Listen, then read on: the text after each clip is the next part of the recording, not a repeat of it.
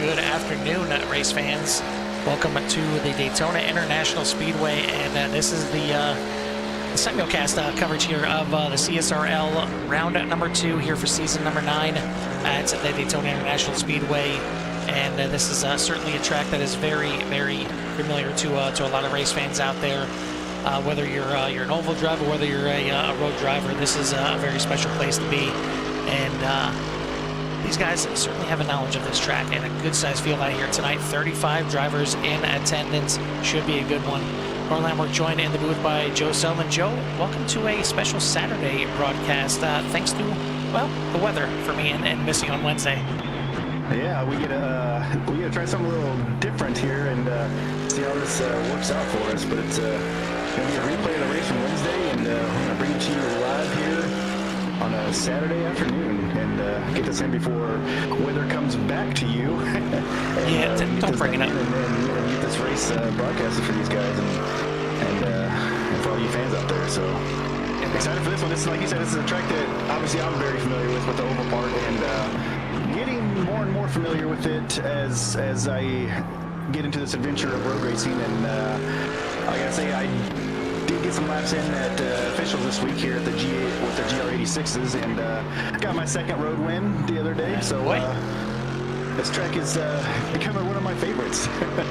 Yeah, it's a fun one. It's got a little bit of everything here at Daytona. Obviously, you got the big old straightaways and even the the NASCAR turn 1 and 1 and 2, 3 and 4.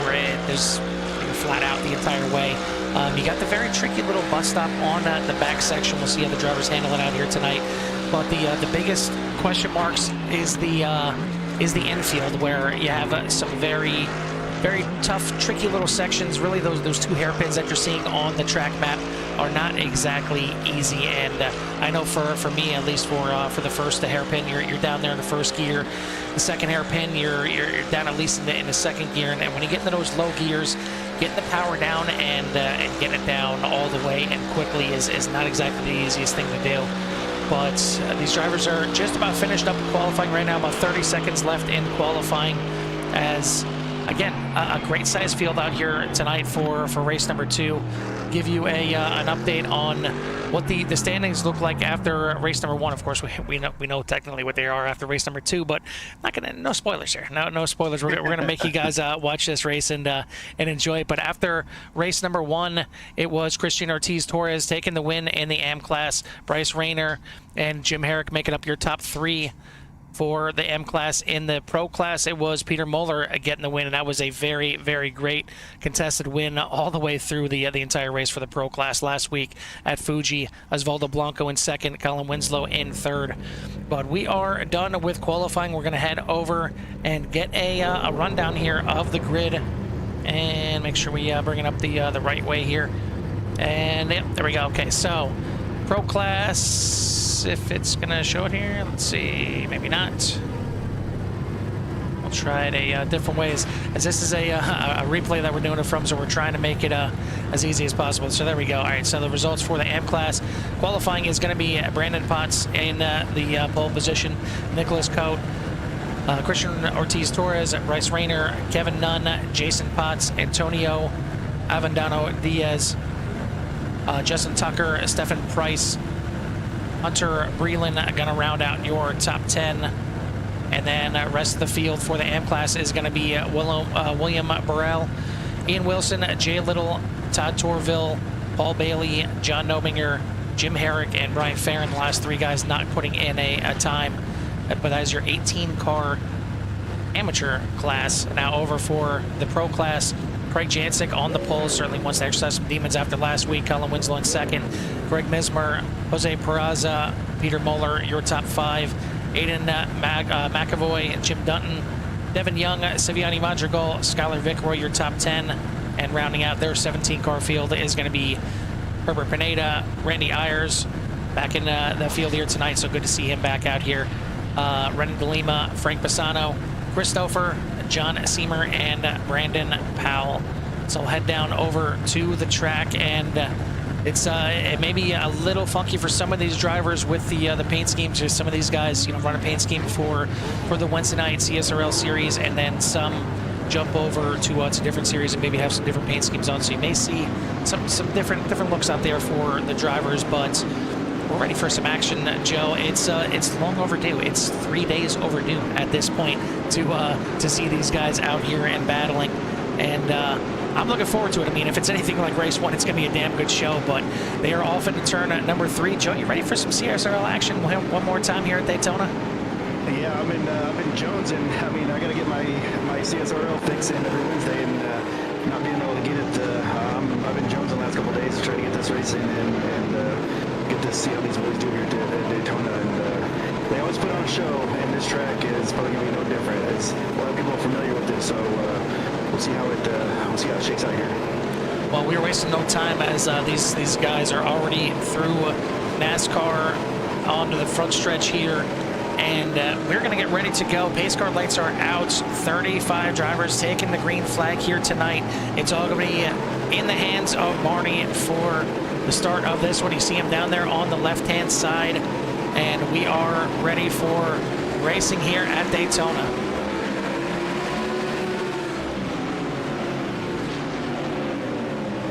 We'll see if Greg can, like you said, exercise his demons from last week and turn out front and see what he can do here. Very pivotal corner here. Turn 1 here is not the easiest, and getting through there, getting through the little S turn as we do have a car spun. The only problem with this replay here is it won't allow us to go back and look at what exactly happened here as they head through the International Horseshoe. And man, it's a great sight to see, Joe, with all these cars coming through here on the infield. Lights are on the cars, and looks like we got some damage there, possibly on Greg Mismer. Not sure what's going on there, but of course it looks like we lost the tower here for a second. There we go. Bring it back up here, but Craig Jancic gets away here on the start. A great start here for the 3, and it's exactly what we wanted to see after last week. But then again, he had a pretty good start last week and had some issues. I think he's got a little bit more of a handle here on the road course here at Daytona than maybe Fuji. So I mean, I'd be less likely to see him make a mistake here. But Jose Peraza keeping him within distance here, only 0.7 of a second as we head on into the bus stop for the second time. And you see how much of the curb these guys can take. It's kind of a give and take. You want to take a good chunk of curb coming in, maybe clip that second curb just a little bit, but then on the exit, you got to get out of there with a good angle. If you catch that inside curve just a little bit too much, it could upset the car, and it could end up pointing you directly to that outside wall, and you're going at high speeds going through there. You mess up a little bit, and your best case scenario is you're sliding sideways down to the grass, but worst case is pointing you right at that outside wall, and well, that's death for your car. Yeah, it's really like the most important part of this track. I mean, because you have to get through there flawless, and you have to get through there with a certain amount of momentum because of the straightaway coming. You know, the turn 3 and 4 at Daytona, and then the long straightaway. You have to be able to. That's one of the, since I've been getting into this road racing, and especially at this track, like that part of the track is just so important because you can literally save or shave seconds off your lap time if you can get that correctly.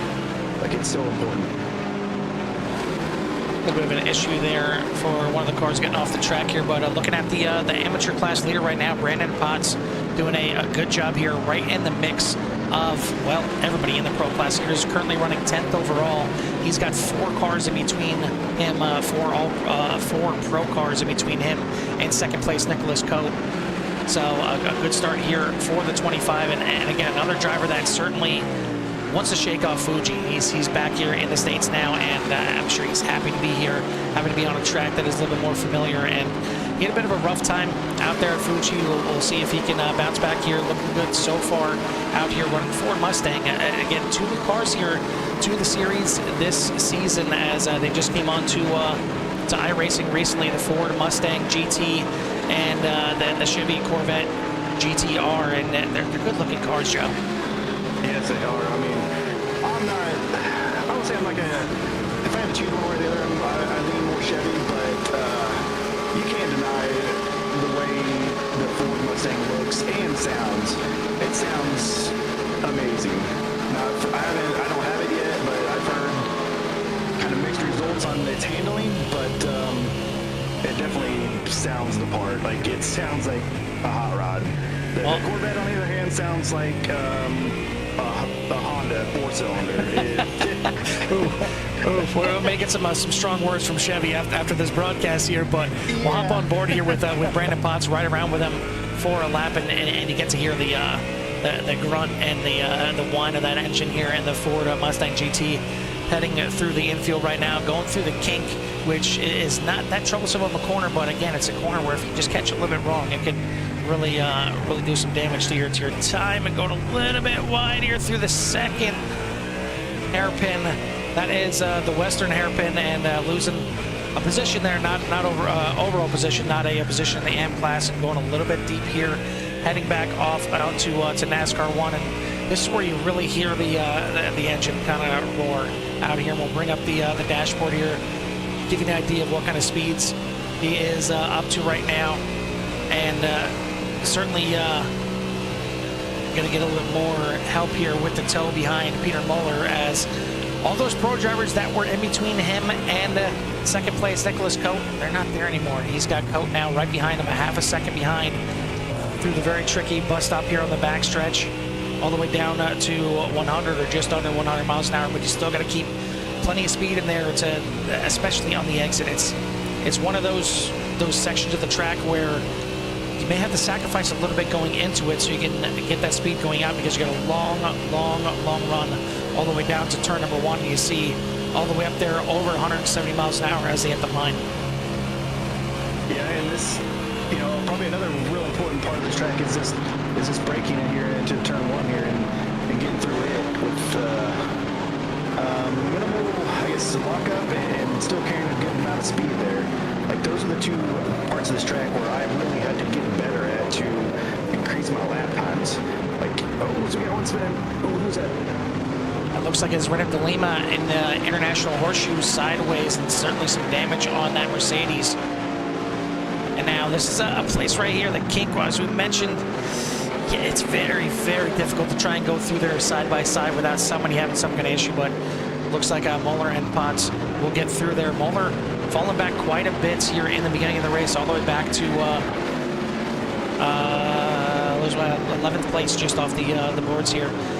But we rode around with Brandon Potts here in the Ford GT now, and I guess we'll listen to the Honda, or the Hyundai, which let me make it clear, that was my co-commentator Joe Sullivan. I am not showing any hate towards the Chevrolet, but we'll hop on board now with Jason Potts.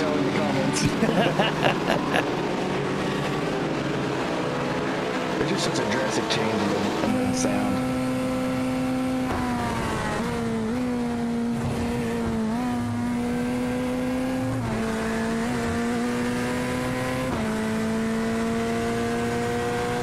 And again, we'll bring up the dashboard, show you pretty much equal speed-wise for all these GT cars, and it's what makes this GT3 series so great. I mean, you look at the Pro Class standings. You got Porsche in there, you got Lamborghini, you got Mercedes up there, you got Ford in the mix. You go down to the M Class, you got Ford, Ferrari, Chevy, pretty much any car that you feel comfortable with. And really, there's some leagues that kind of lock you into a car and make you run the same car the entire time throughout the entire series, and those can be fun.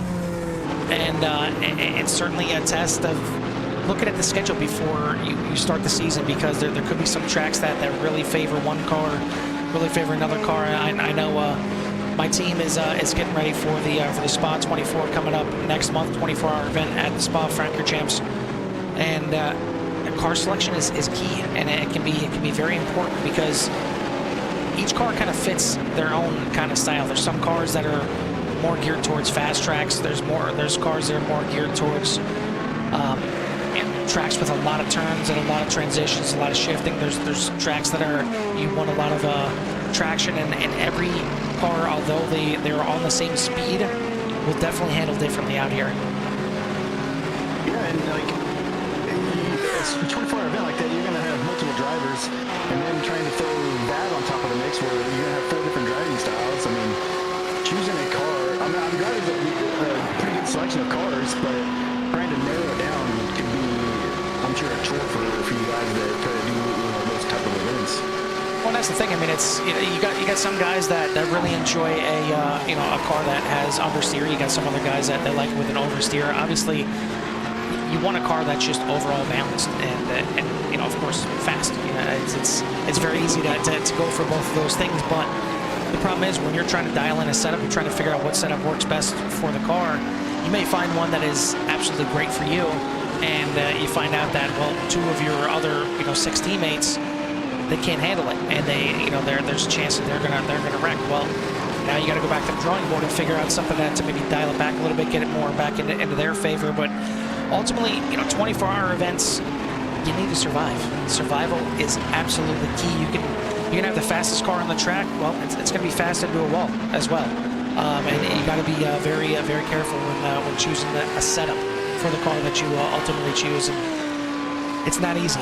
It's half the battle when it comes to some of these events. But here at CSRL 40-minute race, don't necessarily worry too much about survival. I mean, of course, you still need to survive. I mean, if to finish first, you must first finish. The old saying. And so far, so good for Craig Jancic over here in the pro class. Out to about a 1.2-second lead. Peraza still kind of hanging in there as these guys gap the field a little bit here. Another 6.5 seconds back to Young in third place over in the AM class. Brandon Potts still leading, but only a half a second over Nicholas Codas. I mean, I'd say the AM class is trying to step up here a little bit. They got 2 guys up there within half a second with Potts and Cote, and then Diaz is only 2.2 back, and then half a second back to Torres, another half a second back to Potts. So maybe the top 5 real close, but I mean, again, you look at the battle right here. 3rd, 4th, 5th, 6th, even 7th is in the mix right there for the pro class, as it was very close there for Mr. Jim Dutton, taking that Kraken Lamborghini off track here a little bit. And I know Joe, they got a rallycross course here. I don't think you want to take a Lambo on a rallycross course, though. No, John would. I'm sure John has. Our friend John Oberger, who's in the race here tonight, he's known for his wild combinations. Very close there as John Seamer sideways in the International Horseshoe right on time here with John, but doing a good job here is Nobinger up to 6th place here in his debut, and thanking him for providing the replay here that we can bring you guys this faux live coverage of the CSRL round number 2. I want to send a thank you out there as well to Skyler Vickroy, as he is the sponsor here for this season, and bring up his information here. Just make sure I get it right this time. And it is, you can take a look behind the wheel for Skyler Vickroy and see what it's like driving around the track here in the 28. And of course it's I'm losing here as I'm apparently scrolling up maybe a little bit too far. But yeah, there we go. So you can check him out on YouTube at youtube.com/@Skyler Vickroy Gaming, or check him out on Twitch at twitch.tv/AVO. That's AVOVOOM. And get a look from behind the wheel of that 28. And certainly, not sure if you want to do it at Fuji, as he had that major wreck there, but doing a little bit better here, up in the 7th place, and well, in the beehive right now, as he's got cars all over around him, behind him, anywhere. You got Randy Ayers, last year's AM class winner, out here, and again, good to see him out here right behind him in 8th place. But he's got a lot more drivers right in front of him. He's got Sivini Madrigal, Aiden McAvoy, Jim Dutton, and Devin Young. That is 3rd, 4th, 5th, 6th, 7th, and 8th, all right there on your screen. Love to see it. Love to see all this close battling, and I figured we would probably see that here at Daytona. There's a lot of guys that have plenty of experience here at Daytona, and it's certainly showing with a good race so far. Yeah, even though, getting back to Skyler here real quick, even though he had that lap 1 incident, he was still able to come in and get his faster pair and still be able to come away with the top 10 last week. So that was pretty impressive, and hanging tight here with these guys up front, and see if he can't put a whole race together and stay out of trouble and have a good finish here. And that absolutely. Yeah, I mean, it's the guys, you know, do have a. I believe they have one drop race, if I'm not mistaken, or if it's I think it's two drop races this season. Yeah, I'm just trying to look in here. Right? So, I mean, you know, with that being the case, they have some leeway to have a bad race, but really not much. I mean, there's a lot of competition in both the Pro class and the AM class. And speaking of a little bit of battle here, down to the line. This is the battle for the lead in the AM class. Coat on the inside, Potts on the outside, neck and neck. Give it by about 0.14 of a second to Potts at the line, but power move into turn number 1 from Cope, but he drifts wide. They're side by side coming out of it. Give the position back to Potts. As you see right there in the background, Diaz trying to get up here in the mix. We got about the top 5 the way it looks now, covered by 2.5 seconds. Joe, I mean, Fuji was great. Fuji was absolutely amazing. I think we need picture-in-picture here for tonight. I mean, you look at the AM class, we got 2.5 seconds between the top 5. You look over at the Pro class, you got, what, about 8 cars under 2 seconds over there from second all the way back to 9th. This is great. Yeah, Craig is kind of just checked out, and the battle there for second is heating up, and this battle for the lead is heating up in the AM class, and we may need to figure out how to be picture-in-picture for this series, because these guys are just going to be side by side here. And I mean, it's always close, you know, and trying to call, I guess it's usually 2 races at once, like Kevin Harlan was calling 2 football games at once there a couple seasons ago. We may have to channel some Kevin Harlan and try to do 2 races at once here. I want to send a shout out and a thank you to everybody tuning in here for this special Saturday afternoon broadcast of CSRL. For those that already know the results, please, no spoilers in the comments.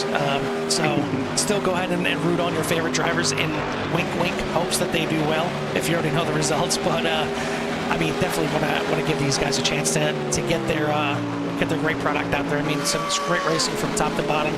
Certainly, if you want to get involved, there's still time. This is only race number 2 of a great looking schedule this season. And again, this is season 9. Not many leagues make it past a season 2, a season 3.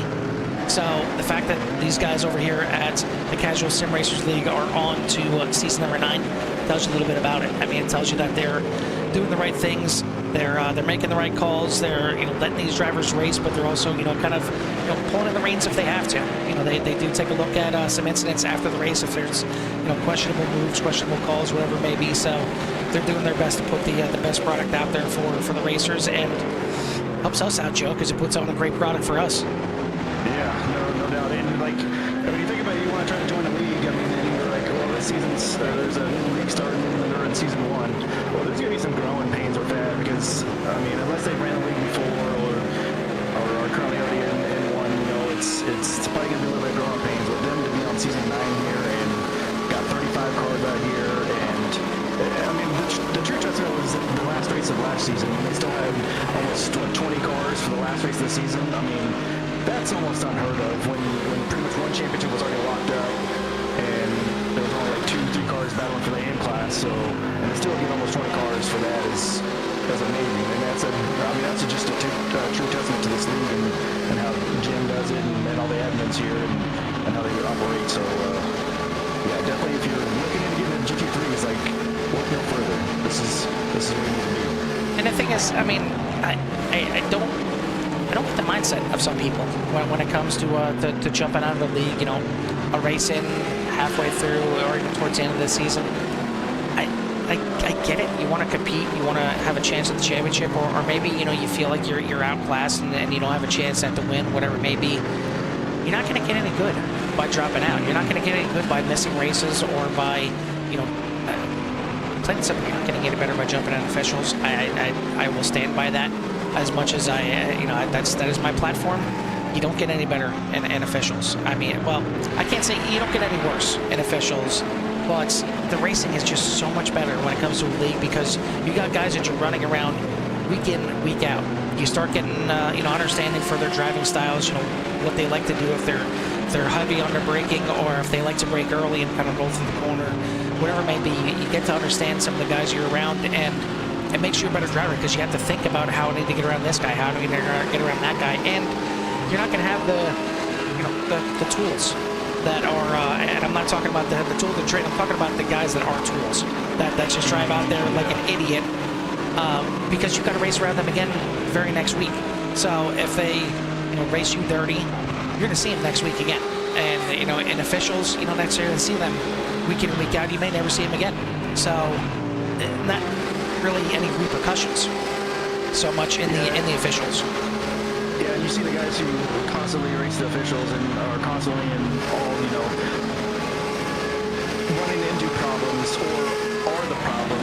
Like, league racing gives you more consistency and more consistent finishes, whether it's at the front, in the middle, or the back, or whatever. You can get some more consistency that way.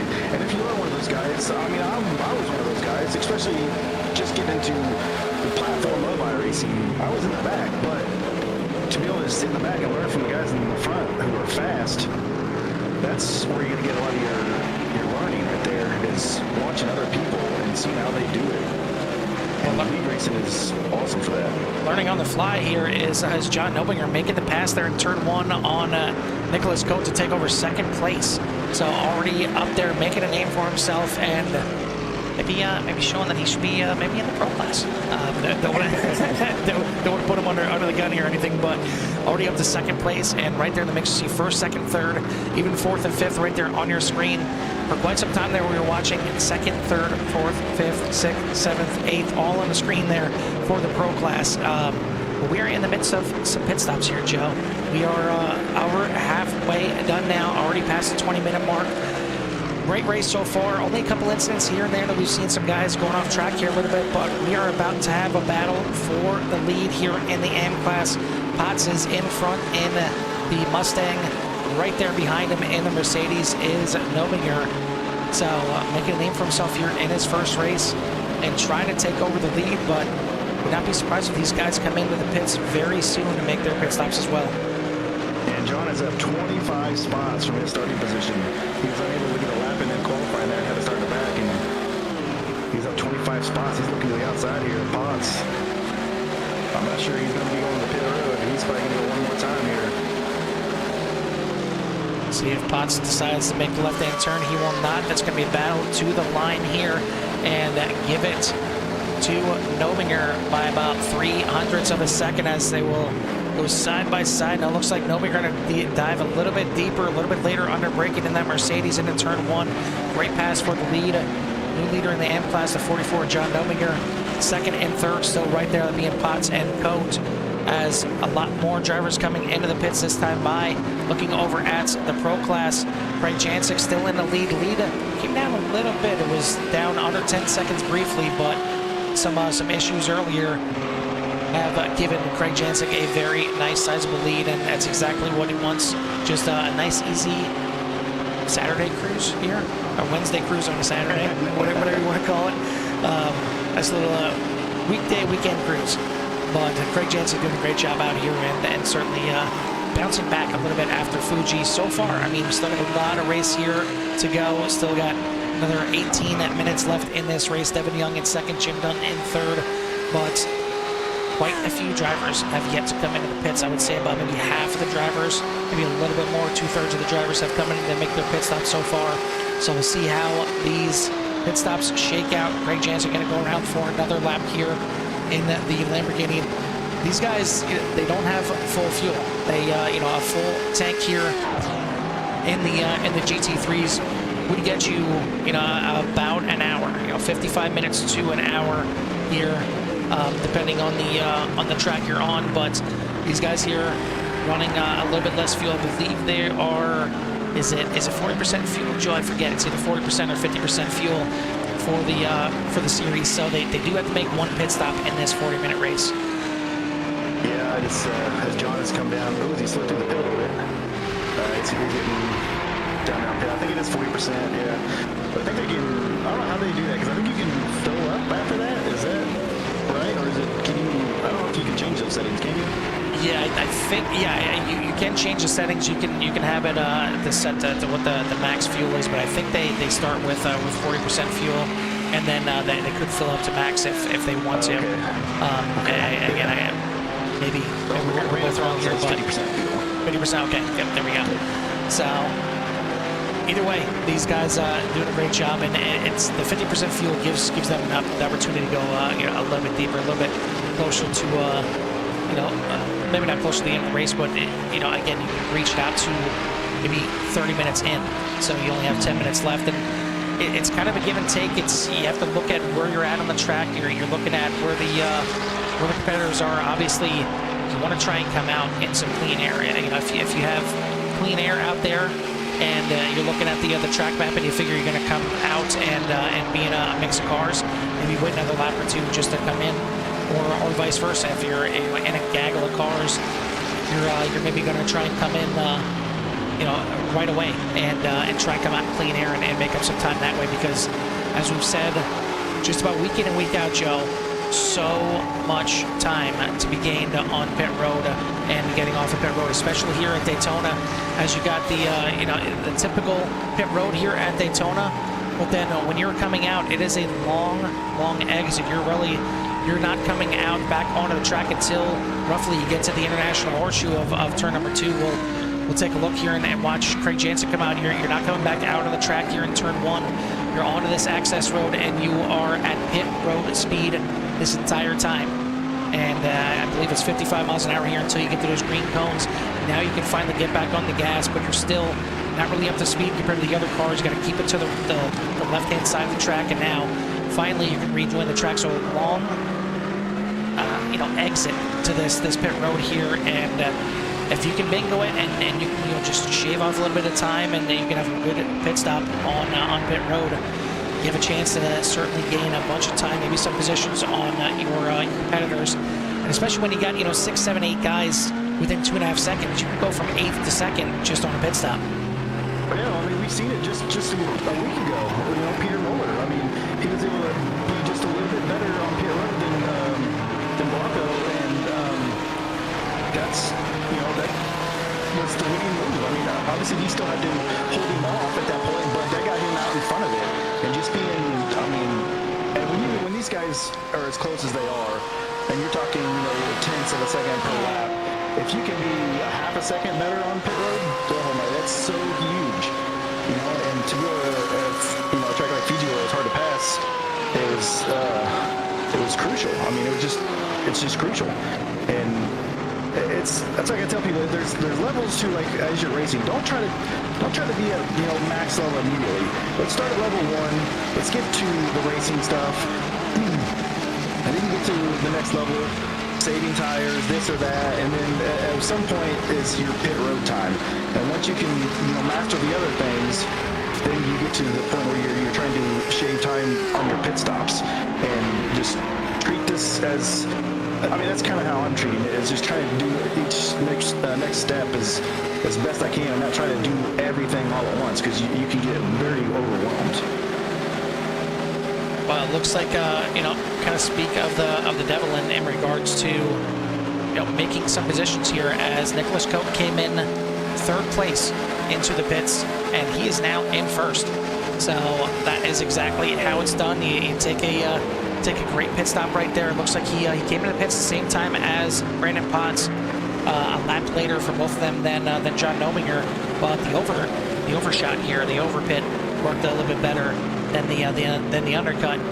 And Cote is now your leader. Nominger in 2nd, not too far behind. You see him coming on your screen right there, only about 2 seconds behind. Then Brandon Potts is right behind John Nominger and Vandano Diaz, right behind as well. So still a very good battle. Top 4 still within 3.25 seconds of each other. Over in the pro class, Craig Jansen with an 11.25 second lead. But then you look from 2nd on back. You got 2nd, 3rd, and 4th, all covered by less than a second right there on your screen. And then another little gap back to Skyler Vickroy in 5th place. Then you see Randy Ayers, Peter Muller going at it here, battling in the Porsches down into the bus stop. Thought they might have gone side by side there, but they figured it out. And Randy Ayers, who was the last one to make a pit stop, hit on lap number 15 here, and he is up to 6th place. And again, this is Randy's first race here in the pro class. He was the M Class winner last year, so whether he wanted to or not, he got the boot up, and he had to move himself up to the Pro Class. So unfortunately, had to miss last week, but looks like all the cards are back in a line, and he is up here and battling with last week's winner, showing his prowess here and not backing down, side by side. Going to keep that position right now in 6th place as they are right behind Skyler Vickroy. Yeah, as they went through that chicane there on the backstretch, obviously you can do too wide through there. It's super sketchy. Which would you prefer if you were in a too wide situation there, Carl, on the inside or the outside? Off turn 1, I'm definitely going to want the inside, because worst case scenario, if I miss it, if I miss the braking, I miss whatever, I miss turning in, I get a little tight. I get 8 wheels to help me turn, whether you want to or not. You know, you're on the outside, you could be those 4 extra wheels and get shoved out to the outside. So it's, yeah, I mean, it's tough going into turn 1, let alone a lot of these corners here are too wide. But this guy's doing a great job doing that so far. Over in the AM class, it is still a 1 1/4 second lead here for Cope, but he is in some heavy traffic here as he's going to go to the inside of the lap car and make the pass. But this track is kind of a Jekyll and Hyde in the sense that you get onto this NASCAR track, plenty of drafting if you're within range, and you can reel somebody right back in here, which it looks like nobody are trying to do right now, trying to use that lap car to bring it back up here with Coat, and doing a good job under 1 second right now. But then you get to the infield, you need a car that handles very well through the infield, through all those tight corners, those quick little kinks, and get you back onto this track to let your speed handle it. And you see Coat getting through the bus stop a lot better than Nominger. Stretches out almost a half a second on him just because of the bus stop. Yeah, you can gain and lose so much time through there. Like, it's such a critical part of this track, as I've mentioned, and it's, man, and it's hard to be perfect, right? Obviously, I mean, I mean, you can lose a half a second just like that on a small, little bitty, tiny mistake. You know, a tire in the dirt or whatever. You know, it's just bad. We got 1 car wide there. Yeah, taking a look here at Colin Winslow. Started on the outside pole, started in 2nd place, but is way back here in 8th, doing battle with Devin Young. Devin Young was up there in 2nd place for quite some time until the pit stop, so I'm not sure if he had a mistake. It looked like he had a mistake on pit road, but either way, a mistake that's put him back here into 7th place. So it is Jim Dunn. Colin was the car that was spun there off of 2. In the beginning of the race? Off of 1, yeah, in the beginning, yeah. Okay. Colin was the... That's right. He collected Greg Meisner. Well, that was the damage from Greg when he lost his front bumper. Colin certainly has the speed, though. He does have the fastest lap of the race right now with a 1:43.91, just about a 10th faster than Craig Jansen. But take a look at the man in 2nd, and I don't want to jinx him.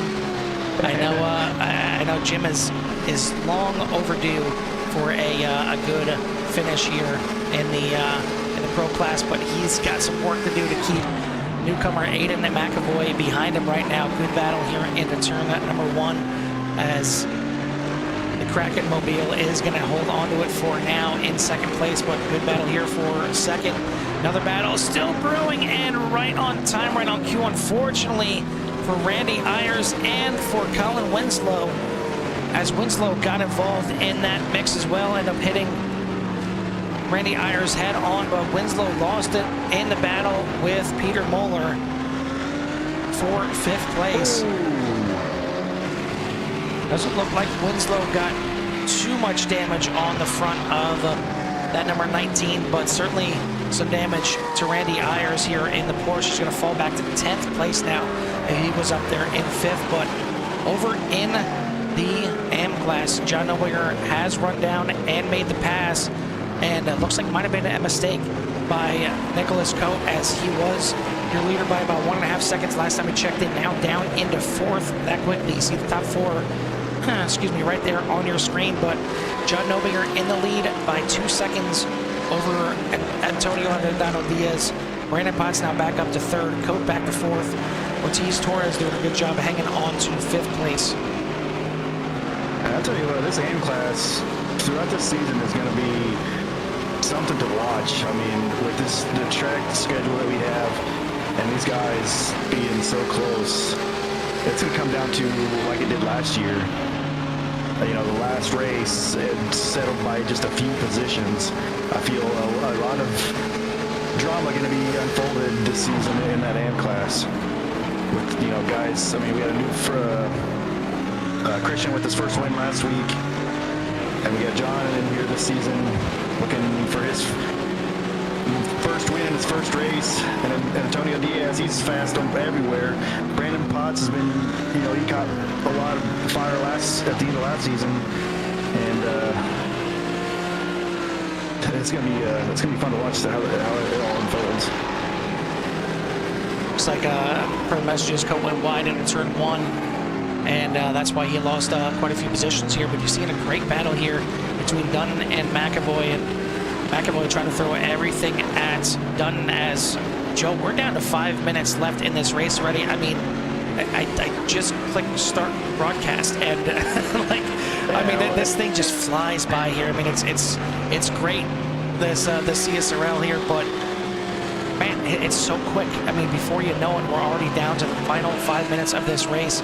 Greg Jancic, 13.5-second lead. Looks like he's got this one in the bag as long as he doesn't make any mistakes. But 2nd and 3rd still to be determined for sure here, as Dutton and McAvoy separated by half a second. Vickroy, a great bounce back race here. He's in 4th place, holding off Peter Muller, but Peter Muller's been charging through this field. Last week's winner at Fuji. Not Fiji, not the water, Fuji.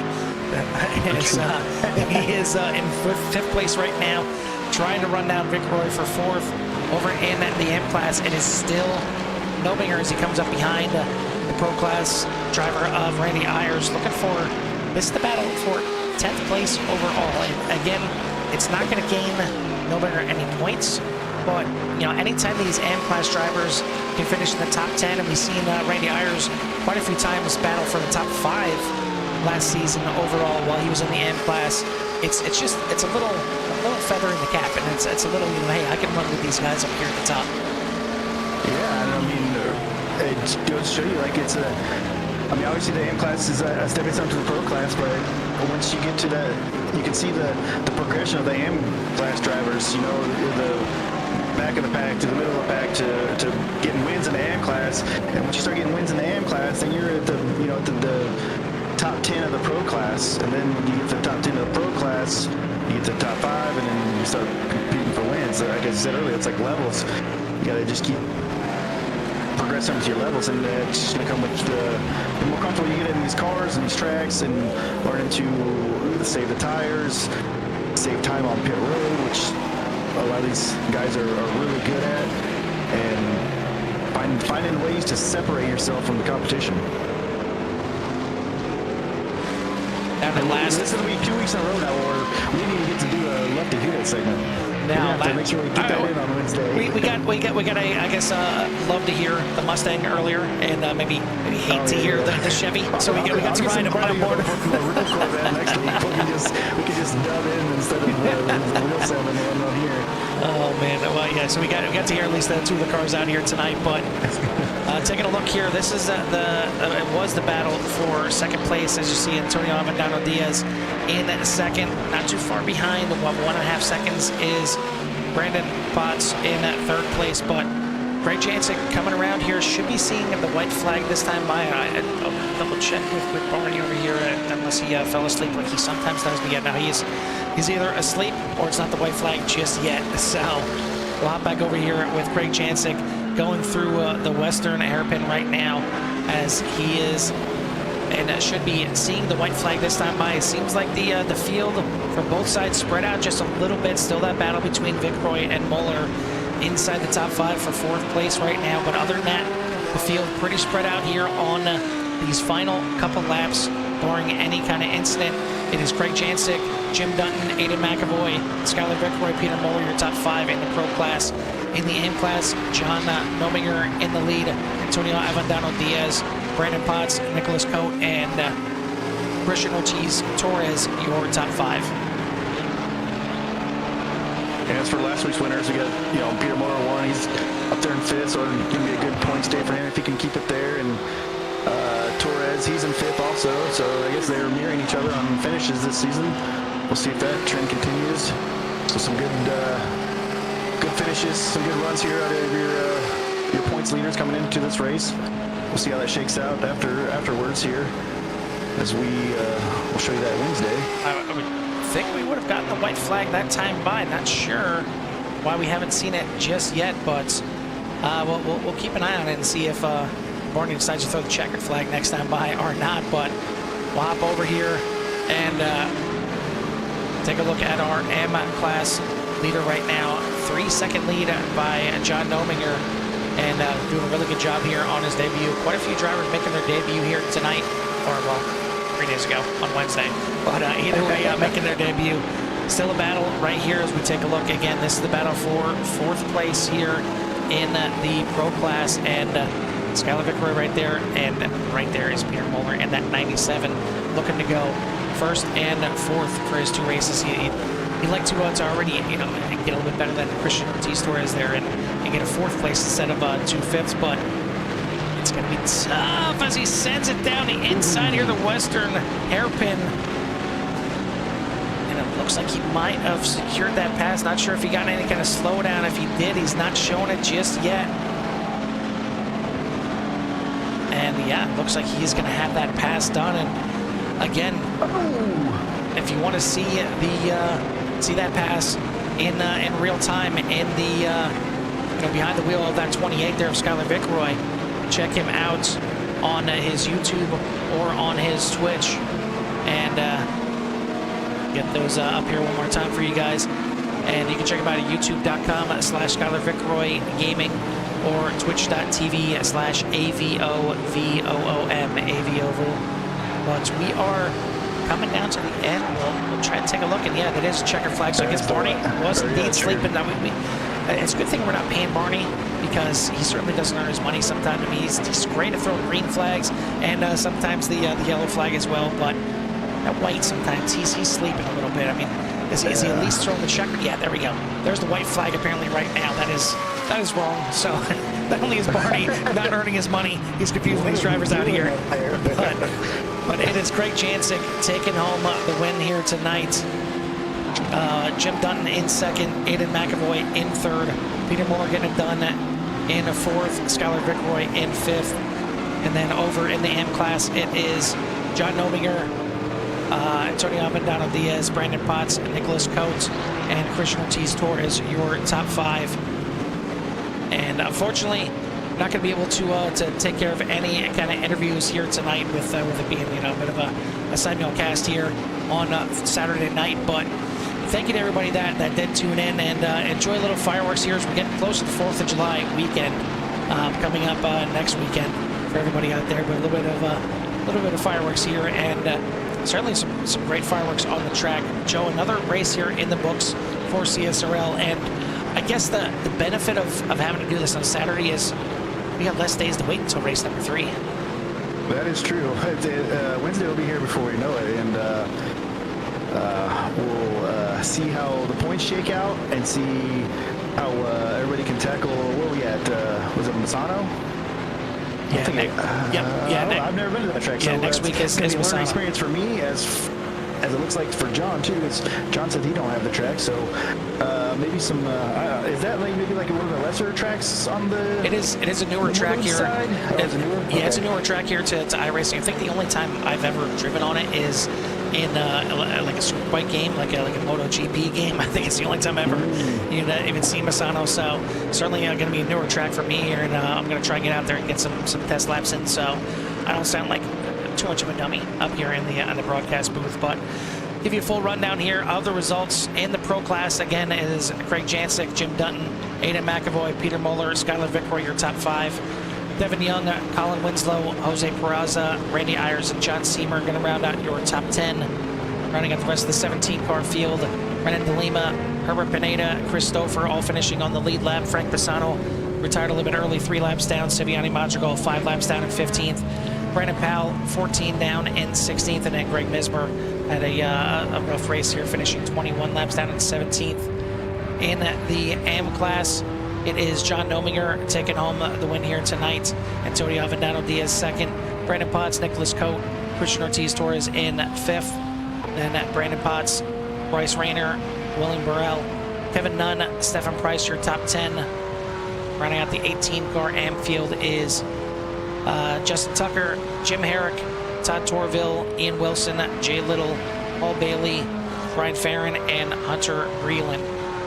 Great race again here. This is race number 2 here on the season, and you won't have to wait too much longer, as race number 3 will be on 4th of July Eve on 7/3 on Wednesday night, and knock on wood, it will be on Wednesday, pending any more weather. We again apologize to everyone out there that tuned in on Wednesday.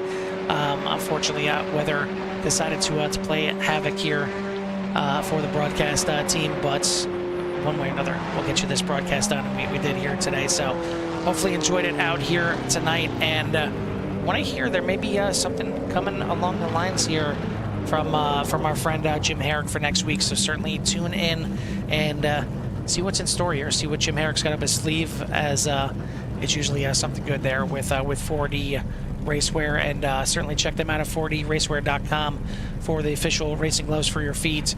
Thank you again to everyone that tuned in. If you haven't done so, hit that like and subscribe. Get you in touch with everything that CRN has to offer. Join the CRN Nation and get these guys here at CSRL a little bit more exposure, as you guys out here are always one of the best when it comes to watching these races. Always some really good viewership, so we thank you for that, and thank you for all the support. But for myself and Joe at Daytona International Speedway, we'll see you at the track.